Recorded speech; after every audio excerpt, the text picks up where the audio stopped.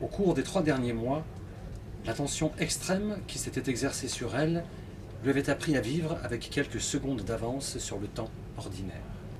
C'est un extrait du dernier roman de Didier Daninx qui s'appelle « Caché dans la maison des fous ».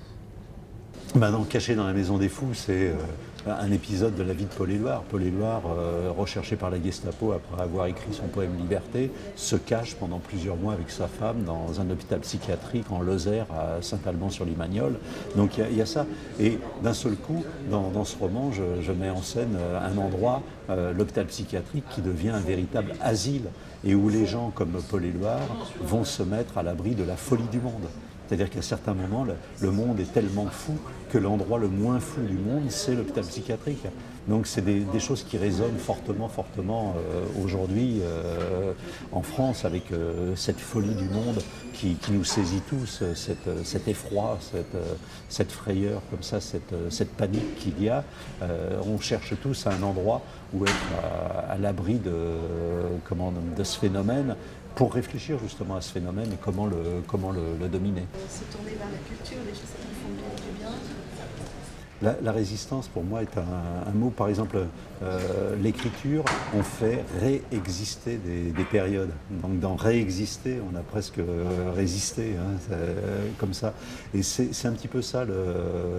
L'écriture, c'est une sorte de résistance à la fuite du temps, déjà. Vous avez la planète qui n'arrête pas de tourner sur elle-même, les existences qui se déroulent comme ça. Et les écrivains ont cette espèce de volonté d'arrêter la marche du temps pour essayer d'écrire un roman comme ça, qui fixe les choses pour qu'on puisse mieux les appréhender, mieux les comprendre, mieux les voir.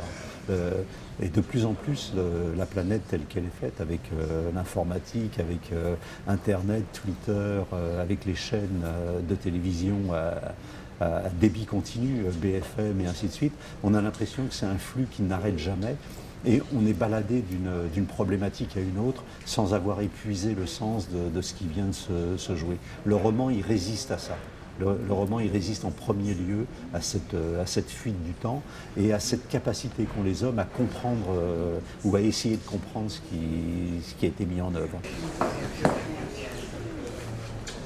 C'est une deuxième résistance, une résistance à une manière rétrécie, trop cadré de manière trop restreinte comme ça, et donc c'est une manière d'élargir le cadre et de donner la parole à ceux qui sont exclus de la parole. On a toujours, quand on m'a appris l'histoire de France, on me l'a appris souvent du point de vue des gens qui sont coulés dans le bronze au milieu des places, alors que je pense que même les figurants ont une responsabilité dans l'histoire. Les figurants font l'histoire, et dans mes romans, je donne souvent la parole aux figurants.